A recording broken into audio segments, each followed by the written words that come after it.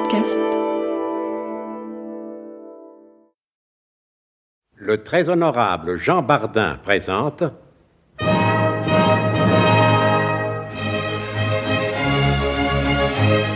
Bon baiser de partout. Une émission secrète de...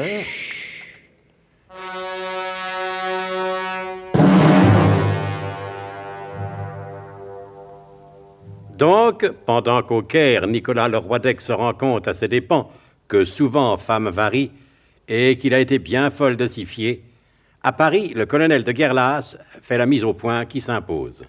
Adjudant Tifris, primo, savez-vous quelle est la différence qui existe entre une paire de chaussettes et une paire de bretelles? Ah non, mon colonel. Une différence de niveau, adjudant. Ah ça alors, mon colonel, alors. Mais monsieur Tibus Latin-Grec, qui est instituteur à Pointe-à-Pitre, parce qu'il est instruit, monsieur Tibus Latin-Grec, eh ben il doit pas le savoir. Lui. Secondo, quelle est la différence qui existe entre une paire de bretelles, une paire de chaussettes et un père de famille? Ah, ça, mon colonel, je crois, je le sais. Alors dites-le.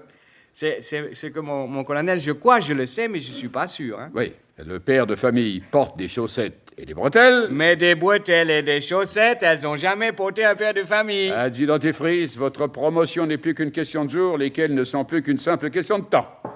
Qu'est-ce que c'est? De quoi s'agit-il? C'est les anciennes nouvelles messageries, mon général.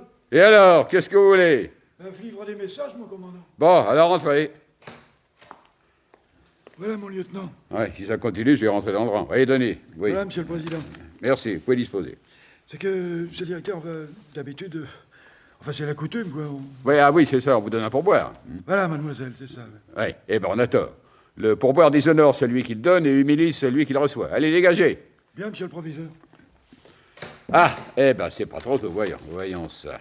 Je les porte au service de décryptage, mon colonel. Non, il était le Tifris. Le capitaine de Brastheim m'a remis un dictionnaire de décryptage minute qui permet de décrypter à vue. Asseyez-vous là. Bon, prenez-le et décryptez au fur et à mesure que je déchiffre. Je suis prêt, mon colonel. Oui, un peu trop même. Reculez-vous de 50 cm, ça pourrait donner à jaser. Allons-y, voyons. 3 messages comme d'habitude. Oui, on va voir tout de suite le dernier, c'est le seul qui m'intéresse. Les parallèles sont dissymétriques. À vous, Tifris. Alors ça donne... le jour de gloire n'en finit pas d'arriver. Bien, et en clair? En clair, je suis enfoncé sur les roses du cirage. Merci, Tifris. Eh ben, c'est du propre. Et tout simplement un SOS. Mais qu'est-ce qui lui est donc arrivé à cet enclumier secret de malheur? Vous voyez, mon colonel, quand je vous disais qu'Inter 1829 n'était peut-être pas tout à fait... Monsieur Théodule l'Étendard, Mon vous n'auriez pas, par hasard, une course à faire? Ah si, mon colonel, dans la 3e à Longchamp. Eh bien, alors allez-y et tâchez de vous classer honorablement. Oui, mais vous ne risquez pas une petite pièce de 100 sous, mon colonel. Je ne mise jamais sur les tocards. Allez, filez. Bien, mon colonel. Et haine y soit qui mal galope. Oui. Adjudant Tifris, quelle heure est-il? Osduc, l'heure est toujours à la décision, mon colonel. Parfait, mon garçon. Appelez-moi le révérend Père Podmurge. C'est que... Alors, mon colonel, il est en prière. Qu'est-ce que vous chantez? Ici, c'est peut-être une chapelle, pas une église. Non, c'est pas ce que je veux dire, mon colonel. Il prie l'officier payeur de lui faire une avance. Allez me le chercher, ramenez-le immédiatement. Bien, mon colonel. Allez. Je suis enfoncé sur les roses du cirage. Impensable. Le garçon en qui j'avais placé toute ma confiance. L'opération, tu peux être là dans la... Ah, ça va me coûter mes étoiles. Ah, sûrement. Ouais. Mission accomplie, mon colonel. Merci, Tifris. Tu peux disposer. À vos ordres, mon colonel. Vous m'avez demandé, mon colonel? Oui, mon révérend père.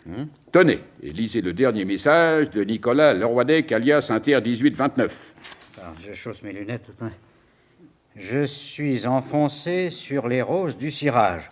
Oh, mais ça n'est pas croyable, mon colonel. Croyable ou pas, c'est comme ça. Ah, je vais tout de suite faire une neuvaine pour Oh là secourir. là là là. Vous allez immédiatement filer au Caire. Mais mon colonel, c'est que je ne Et sais... une fois arrivé là-bas, vous vous débrouillerez pour contacter Nicolas Leroidec. Vous lui tirerez les verres du nez et vous reviendrez ici pour me faire votre rapport. Mais mon colonel, je ne connais personne au Caire et perdu parmi les infidèles, je ne sais pas... J'ai aidé, vous vous débrouillerez. N'êtes-vous pas également l'agent secret Pierre II? Certes, mon colonel, mais enfin tout de même... Et ne connaissez-vous pas le théorème d'Ignace de Loyola? Oh, si, mon colonel, je le connais par cœur. Le virage est le chemin le plus court pour aller droit au but. Eh, vous avez un avion qui décolle dans 1h15 exactement. Oui, c'est très bien, c'est une caravelle molle. Une voiture de service va vous conduire immédiatement à Orly. Allez, mon révérend père, exécution, et que le dieu du Stuc vous vienne en aide. À vos ordres, mon colonel. Je vais emporter avec moi mon demi-sel codé. Votre quoi? Mon missel, voulais-je dire, mon colonel. Donc, juste après le temps nécessaire pour effectuer le parcours, la caravelle molle d'Air France ENA 66 se posait sur l'aéroport du Caire, lequel, et c'est ce qui en fait l'originalité, sert également de terrain d'atterrissage, où le révérend père Podmurge, alias Pierre II, prenait un taxi, piloté par un chauffeur nubien vêtu d'un mini-pantalon, qui le conduisit à tombeau pharaonique ouvert jusqu'à Gaznel-du-Bara, au bord du Nil, où il le planta après qu'il lui eut réclamé une somme astronomique que le révérend père s'empressa de ramener à de plus justes proportions temporelles. Bon, eh bien, à présent, il ne s'agit pas de tortiller du goupillon pour donner l'absoute à charbon, comme ne manquerait pas de dire en pareil cas le colonel. La situation est très claire, beaucoup plus que les eaux du Nil dans l'actuelle conjoncture. Je suis planté là, en pays hérétique inconnu, à la recherche de Nicolas Leroy-d'Ec. Ouais.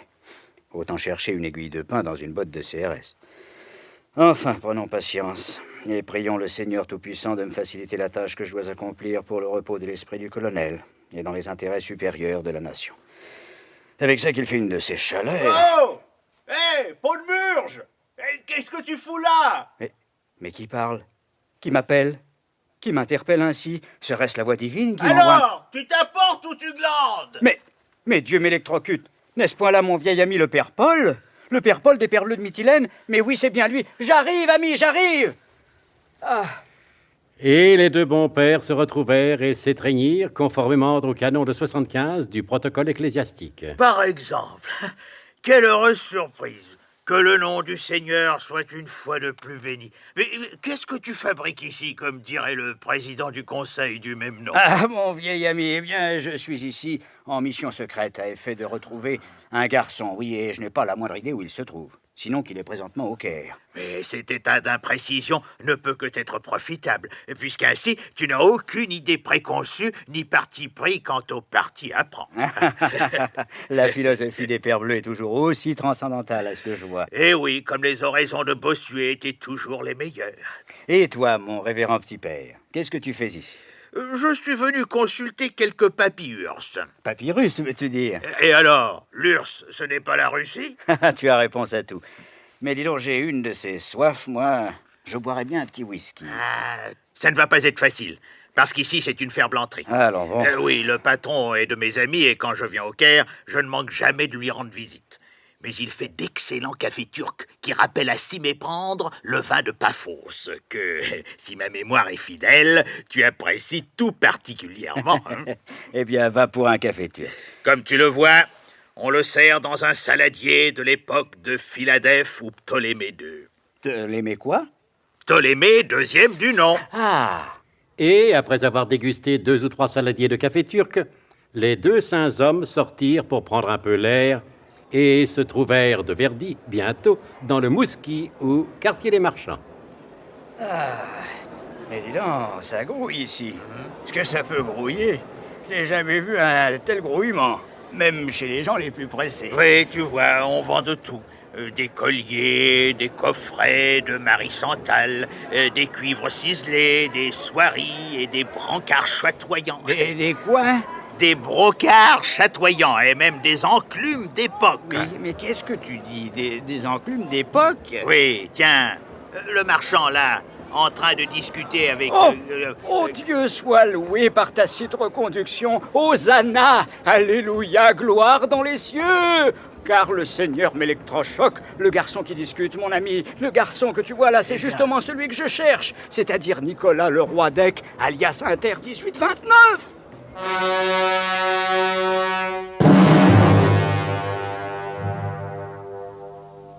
Est-ce vraiment par hasard que le révérend père Podmurge rencontre Nicolas Leroy-d'Ec occupé à marchander une enclume d'époque? Seuls les auteurs de ce feuilleton pourraient vous le dire. Et pour cela, ne manquez surtout pas de vous mettre à l'écoute des prochains épisodes de notre grand feuilleton d'enclume, de suspense et d'espionnage, Bon baiser de partout. C'était Bon baiser de partout. Une émission secrète de... Pierre Dac et Louis Rognoni, avec Georges Carmier, Pierre Dac, Claude Dasset, Jean-Patrick, Jacques Provin, Laurence Riesner, Alain Roland. Décryptage et mise en code, Jean-Wilfried Garrett.